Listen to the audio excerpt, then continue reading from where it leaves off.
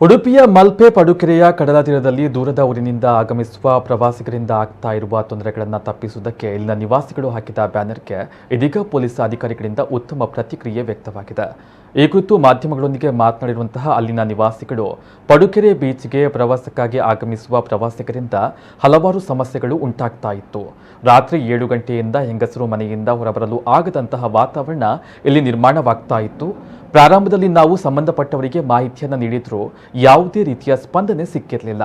ಜೊತೆಗೆ ಈ ವಿಚಾರ ಸುದ್ದಿ ಮಾಧ್ಯಮಗಳಲ್ಲಿ ಸಾಕಷ್ಟು ವೈರಲ್ ಆದ ತಕ್ಷಣ ಸ್ಥಳಕ್ಕೆ ಭೇಟಿ ನೀಡಿದ ಠಾಣಾಧಿಕಾರಿಗಳು ಇಲ್ಲಾಗ್ತಾ ಇರುವ ಸಮಸ್ಯೆ ನಿವಾರಿಸುವ ಹಾಗೂ ಸಂಸ್ಕೃತಿಯನ್ನು ಉಳಿಸುವ ಬಗ್ಗೆ ಭರವಸೆಯನ್ನು ನೀಡಿದ್ದಾರೆ ಎಂದು ಸಂತಸವನ್ನು ಹಂಚಿಕೊಂಡರು.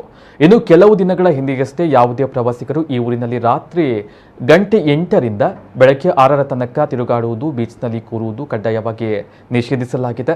ಈ ನಿಯಮಗಳನ್ನು ಉಲ್ಲಂಘನೆ ಮಾಡಿದಲ್ಲಿ ಮುಂದಾಗುವ ಯಾವುದೇ ಪ್ರತಿಕ್ರಿಯೆಗಳಿಗೆ ಊರಿನವರು ಹೊಣೆಯಾಗಿರುವುದಿಲ್ಲ ಅಂತ ಬ್ಯಾನರ್ನಲ್ಲಿ ಬರೆಯಲಾಗಿದ್ದು, ಸಾಮಾಜಿಕ ಜಾಲತಾಣಗಳಲ್ಲಿ ಈ ಕುರಿತಾದ ವಿಡಿಯೋ ಎಲ್ಲೆಡೆ ವೈರಲ್ ಆಗಿತ್ತು.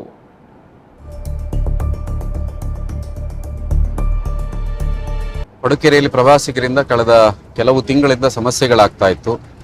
ಅವರು ಬಂದ ವಾಹನಗಳನ್ನು ರಸ್ತೆ ಮಧ್ಯೆ ನಿಲ್ಲಿಸಿ ಇಲ್ಲಿ ರಸ್ತೆಗಳನ್ನು ಬ್ಲಾಕ್ ಮಾಡೋದು, ರಾತ್ರಿ ಸಾಧಾರಣ 7 ಗಂಟೆ ನಂತರ ಯಾರು ಹೆಂಗಸರು ಮಕ್ಕಳು ಮನೆಯಿಂದ ಹೊರಗೆ ಬರುವ ಪರಿಸ್ಥಿತಿ ಇರೋದಿಲ್ಲ. ಆ ರೀತಿಯ ವರ್ತನೆಗಳು ಬೇರೆ ಬೇರೆ ಚಟುವಟಿಕೆಗಳಲ್ಲಿ ನಡೀತಾ ಇತ್ತು. ಸಾಮಾನ್ಯ ಇಲ್ಲೆಲ್ಲ ಸಂಪ್ರದಾಯಸ್ಥ ಮನೆತನ ಇರುವಂಥದ್ದು ಎಲ್ಲ ಕುಟುಂಬಗಳಿದೆ ಇಲ್ಲಿ. ಆ ಕುಟುಂಬದ ಮನೆಯವರು ನೋಡಬಾರದಂಥ ಸ್ಥಿತಿಯ ಅವರ ವೇಷಭೂಷಣ. ಅಷ್ಟು ಮಾತ್ರ ಅಲ್ಲ, ಸ್ವಲ್ಪ ನಾವು ಇನ್ನೇನೋ ಸಮುದ್ರ ತೀರಕ್ಕೆ ಹೋದ್ರೆ ಅಲ್ಲಿ ಒಂದು ಲಾಡ್ಜಿನ ಒಳಗಡೆ ಒಂದು ಹುಡುಗ ಹುಡುಗಿ ಯಾವ ಸ್ಥಿತಿಯಲ್ಲಿ ಇರಬೇಕು ಅದಕ್ಕಿಂತ ಭೀಕರವಾದ ಸ್ಥಿತಿಯಲ್ಲಿ ಇಲ್ಲೆಲ್ಲ ಇರ್ತಾ ಇದ್ರು. ಹಾಗಾಗಿ ಜನರಿಗೆ ಭಯ ಶುರುವಾಯಿತು. ಎರಡನೆಯದ್ದು, ಇಲ್ಲಿ ಅವರು ತರುವಂತಹ ಮಾದಕ ವಸ್ತುಗಳನ್ನ ಇಲ್ಲಿರುವ ಹುಡುಗರಿಗೆ ಕೊಡ್ಲಿಕ್ಕೆ ಪ್ರಾರಂಭ ಮಾಡಿದ್ರು. ಇಲ್ಲಿರುವಂತಹ ಹೈಸ್ಕೂಲ್ ಹುಡುಗರು, ಕಾಲೇಜ್ ಹುಡುಗರು ಅದನ್ನು ತಗೊಳ್ಳಿಕ್ಕೆ ಪ್ರಾರಂಭ ಮಾಡಿದ್ರು. ಅವರು ಆ ಮಾದಕ ವಸ್ತುಗಳ ಅದಕ್ಕೆ ದಾಸರಾಗ್ಲಿಕ್ಕೆ ಪ್ರಾರಂಭ ಆಯಿತು. ಹೀಗೆ ಬೆಳಗ್ಗೆ ಹೊತ್ತು ಇಲ್ಲೆಲ್ಲ 4 ಗಂಟೆಗೆ ಎತ್ಕೊಂಡು ಮೀನುಗಾರಿಕೆಗೆ ಹೋಗ್ತಾರೆ ಹೆಂಗಸರು. ಬೆಳಗಿನ ಜಾವ ಎತ್ಕೊಂಡು ಹೋಗ್ತಾರೆ. ಆಗ ಹೋಗುವಾಗಲೂ ರಸ್ತೆಗಳಲ್ಲಿ ಇವರ ವಾಹನವನ್ನು ಅಡ್ಡ ನಿಲ್ಲಿಸಿ ಅಲ್ಲಿ ಸೇತುವೆಯಲ್ಲಿ ನಿಂತ್ಕೊಳ್ಳುವಂಥದ್ದು, ಇವರಿಗೆ ಅಡ್ಡ ಬರುವಂಥದ್ದು, ಇವ್ರು ಹೋಗ್ತಾ ಇದ್ರು ಅವರಿಗೆ ದಾರಿ ಬಿಟ್ಟು ಕೊಡದೆ ಈ ರೀತಿ ಮಾಡುವಂಥ ಅನೇಕ ಸಮಸ್ಯೆಗಳು. ಒಟ್ಟು ಸಹಜವಾಗಿ ಬದುಕಲಿಕ್ಕೆ ಕಷ್ಟವಾಗುವಂತಹ ವಾತಾವರಣ ಇಲ್ಲಿತ್ತು. ಡಿಪಾರ್ಟ್ಮೆಂಟಿಗೆ ತಿಳಿಸ್ತಾರೆ, ಅಲ್ಲಿ ಸರಿಯಾದ ಸ್ಪಂದನೆ ಬರೋದಿಲ್ಲ. ಅದಕ್ಕೋಸ್ಕರ ಊರಿನವರೇ ಸೇರಿಕೊಂಡು ಸರ್ವಸಂಸ್ಥೆಯ ಒಂದು ಸಭೆಯಲ್ಲಿ ಎಲ್ಲರೂ ನಿರ್ಣಯ ಮಾಡ್ತಾರೆ. ಈ ಊರಿಗೆ ರಾತ್ರಿ 8 ಗಂಟೆಯಿಂದ ಬೆಳಗ್ಗೆ 6 ಗಂಟೆಯ ತನಕ ಯಾರು ಪ್ರವಾಸಿಗರು ಇರಬಾರ್ದು. ಆ ಹೊತ್ತಿಗೆ ಅದಕ್ಕಿಂತ ಮೊದಲು ಬರಲಿ, ಅದರ ನಂತರ ಬರಲಿ, ಆದರೆ ಆ ಹೊತ್ತಲ್ಲಿ ಯಾರು ಇರಬಾರ್ದು ಅಂತ ನಿರ್ಣಯ ಮಾಡಿ ಒಂದು 7-8 ಕಡೆ ಬೋರ್ಡ್ಗಳನ್ನು ಹಾಕ್ತೀವಿ. ಹಾಕಿದ ನಂತರ ಅದು ಮಾಧ್ಯಮಗಳಲ್ಲಿ ಬರ್ಲಿಕ್ಕೆ ಶುರುವಾದ ನಂತರ ಇವತ್ತು ಠಾಣಾಧಿಕಾರಿಯವರು ಇಲ್ಲಿ ಬಂದಿದ್ದಾರೆ. ಬಂದು ನಾವೇನು ಯೋಚನೆ ಮಾಡಿದ್ವಿ ಅದಕ್ಕೆ ಪೂರಕವಾಗಿ ಅವರು ಸ್ಪಂದನೆಯನ್ನು ಕೊಟ್ಟರು.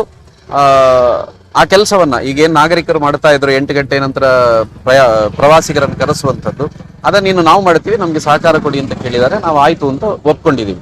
ನಗರ ಪಡುಕೆರೆ ಇಲ್ಲಿಯಲ್ಲಿ ಆಗುವಂತಹ ಅನೈತಿಕ ಚಟುವಟಿಕೆ, ಡ್ರಗ್ಸ್ ಮತ್ತೆ ಓಪನ್ ಆಗಿ ಡ್ರಿಂಕ್ಸ್ ಕುಡಿಯುವುದನ್ನೆಲ್ಲ ಮನಗಂಡು ನಾವು ಪಡುಕೆರೆ ಎಲ್ಲಾ ಸಂಘ ಸಂಸ್ಥೆಯ ಪದಾಧಿಕಾರಿಗಳು ಹಾಗೂ ಸಾರ್ವಜನಿಕರು ಒಟ್ಟಾಗಿ ಒಂದು ನಿರ್ಣಯವನ್ನು ಕೈಗೊಂಡಿವಿ. ಪಡುಕೆರೆ ಬರುವ ಎಲ್ಲಾ ನಿವಾಸಿಗಳು ರಾತ್ರಿ 8ರಿಂದ 6 ತನಕ ಪ್ರವೇಶವನ್ನು ಮಾಡಬಾರದು.